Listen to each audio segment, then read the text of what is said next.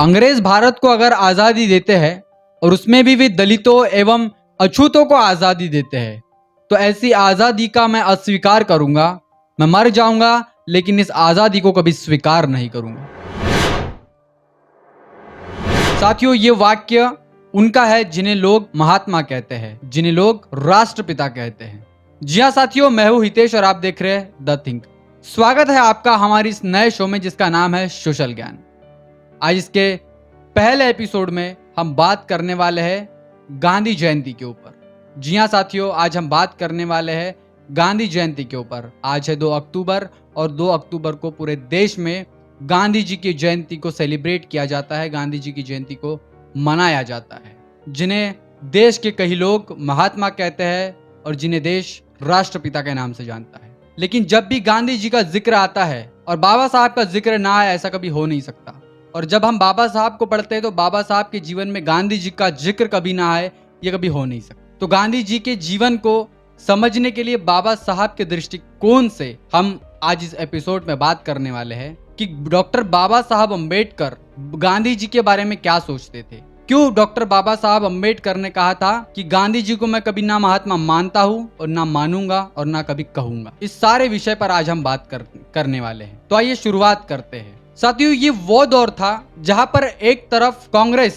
भारत देश की आजादी के लिए लड़ाई लड़ रहा था और ये वो दौर था जहां पर डॉक्टर बाबा साहब भीमराव अंबेडकर दलितों और अछूतों की आजादी के लिए लड़ाई लड़ रहे थे। एक राष्ट्र की समस्या थी और एक दलितों की समस्या थी। दोनों ही समस्या अपनी अपनी जगह पर बहुत बड़ी समस्या थी, लेकिन इस समस्या में डॉक्टर बाबा साहब अम्बेडकर क्या कहते हैं उसके ऊपर हम बात करते हैं। बाबा साहब हमेशा से ही कहते हैं कि अगर मेरा स्वयं का और राष्ट्र का अगर प्रश्न निर्माण होता है तो मैं राष्ट्रहित को पहले चुनूंगा, लेकिन मेरे समाज की ओर जब राष्ट्र की बात आती है तो मैं समाज को पहले चुनूंगा, क्योंकि समाज से ही राष्ट्र बनता है और राष्ट्र से ही लोग बनते हैं। इसलिए बाबा साहब अम्बेडकर ने हमेशा अछूतों और दलितों का हक अधिकार है उनको दिलाने में, उनको मिलाने में जो संघर्ष किया वो बहुत ही अतुलनीय है। इस संघर्ष के दौरान गांधी और कांग्रेस की क्या भूमिका थी, यह बाबा साहब कहते हैं। गांधी और कांग्रेस इन दोनों ने मुझे जब जब भी मैं समाज की लड़ाई लड़ रहा था, जब जब भी मैं दलित और अस्पृश्यों की लड़ाई लड़ रहा था, तब तब इन्होंने मुझे कदम कदम पर रोका था। और इसीलिए डॉक्टर बाबा साहब अम्बेडकर गांधी जी को कभी भी महात्मा नहीं कहते। उसका सबसे बड़ा रीजन यह है क्योंकि जब अछूतों को हक और अधिकार दिलाने के लिए डॉक्टर बाबा Saheb Ambedkar round table conference में लंदन में जब दलितों और अछूतों की बात रखते हैं, जब उनको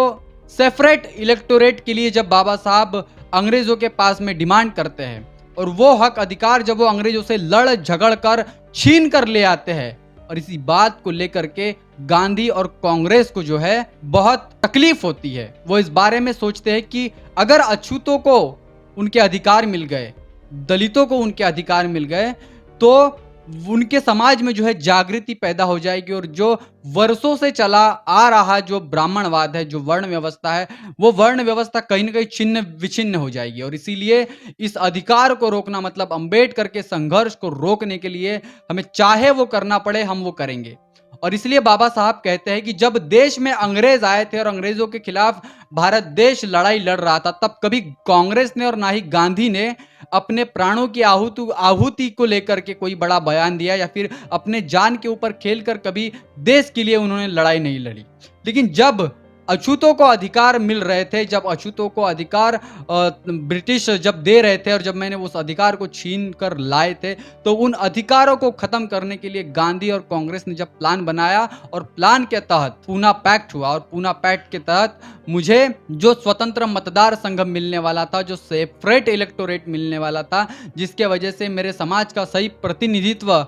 होकर संसद में और विधानसभा में, विधान पालिकाओं में जाता समाज की समस्या रखता, इसी बात को लेकर के गांधी और कांग्रेस ने जो है जानबूझकर आमरण उपोषण किया, जबरन पूना पैक्ट करके मेरे समाज के और मेरे लोगों के हक अधिकारों को वंचित रखने का काम गांधी और कांग्रेस ने किया। और जब गांधी और कांग्रेस राउंड टेबल कॉन्फ्रेंस में जब बात आगे बढ़ती है, बाबा साहब जब वहां पहुंचते हैं तो बाबा साहब को काउंटर करने के लिए गांधी कहते हैं कि मैं हरिजनों का मतलब कि दलितों का मैं तब से नेतृत्व कर रहा हूं, तब से मैं उनके हक और अधिकार की लड़ाई लड़ रहा हूं जब इस देश में अंबेडकर पैदा भी नहीं हुए। बाबा साहब अंबेडकर इस बात का विरोध करते हुए कहते हैं, आप कहते हैं कि मैं अछूतों का और हरिजनों का तब से नेतृत्व कर रहा हूं, तब से उनके हक अधिकार की लड़ाई लड़ रहा हूं जब से मैं पैदा भी नहीं हुआ था। आज देश में जो अछूतों की समस्या है वो समस्या अभी तक के पूरी तरह से सॉल्व क्यों नहीं हुई? क्यों आप जो है दलितों को हिंदू धर्म से अलग नहीं करना चाहते? तो बाबा साहब उन पर कहते हैं कि जी, मैं जो समाज की लड़ाई लड़ रहा हूं, मैं दलितों का अलग अस्तित्व बनाने की लड़ाई लड़ रहा हूं, मैं हिंदुओं से दलितों को अलग मानता हूं। अगर इस बात को अगर आप साबित करना चाहते हैं तो आपके वर्ण व्यवस्था के अनुसार जो आपने व्यवस्था बनाई है उसमें सबसे निचला पायदान जो है दलित समाज का क्यों है? जहां पर दलित समाज को आपकी जो गुलामी है उनसे आजादी क्यों नहीं मिल रही है? आप ये नहीं चाहते हैं कि दलित जो है वो सवर्ण और ब्राह्मणों की गुलामी से मुक्त हो, और इसीलिए आप हमेशा से ही दलितों को हिंदुओं से अलग नहीं मान रहे हैं। और इसी बात को लेकर के बाबा साहब अंबेडकर जो बात रखते हैं उस बात से प्रभावित होकर अंग्रेज जो है सेपरेट इलेक्टोरेट बाबा साहब को दे देते हैं, और इसी बात के खिलाफ में गांधी जो है आमरण उपोषण पर बैठ जाते हैं, जिसकी वजह से बाबा साहब के समाज का बहुत बड़ा नुकसान होता है, और जिसके कहीं ना कहीं बाबा साहब खुद शिकार हो जाते हैं। क्योंकि जब बाबा साहब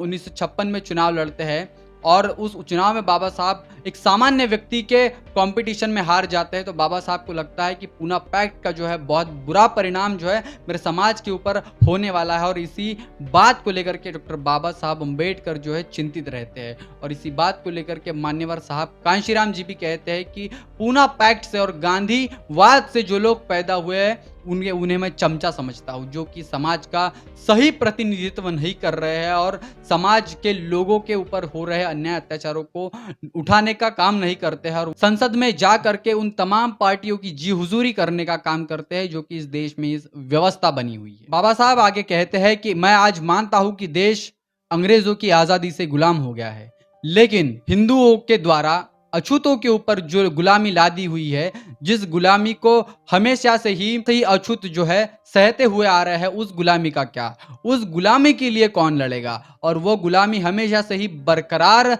रहे, ऐसा कांग्रेस और गांधी मानते थे। और इसी बात के लिए जो बाबा साहब अंबेडकर, जिन्होंने हमेशा से ही अस्पृश्यों के लिए और दलितों के लिए प्राथमिकता से लड़ाई लड़ी, और इसी बात को लेकर के गांधी ने हमेशा से विरोध किया। मतलब कि जो हक और अधिकार बाबा साहब अछूतों के लिए लाना चाहते थे, दलितों के लिए लाना चाहते थे, उस बात को लेकर के गांधी और कांग्रेस ने हमेशा से ही बाबा साहब का विरोध किया, दलित समाज का विरोध किया। और इसी बात को लेकर के बाबा साहब उन्हें कहते हैं कि मैं गांधी, जिन्हें पूरा देश महात्मा कहता है, उन्होंने इस देश के तमाम दलितों, आदिवासियों और अस्पृश्यों का आत्मा दुखाया है, उनके आत्मसम्मान को ठेस पहुंचाई है, उन्हें मैं महात्मा कैसे मान सकता हूं? गांधी ताउम्र वो लड़ाई लड़ रहे थे, उस आजादी की लड़ाई लड़ रहे थे जो अंग्रेजों द्वारा प्रस्तापित, जो सवर्ण है, जो ब्राह्मण है, उनको डायरेक्ट अंग्रेजों के हाथ में शासन प्रशासन चलाने का जो पावर है, जो अंग्रेजों के पास में था, उस पावर को ब्राह्मणों के हाथ में,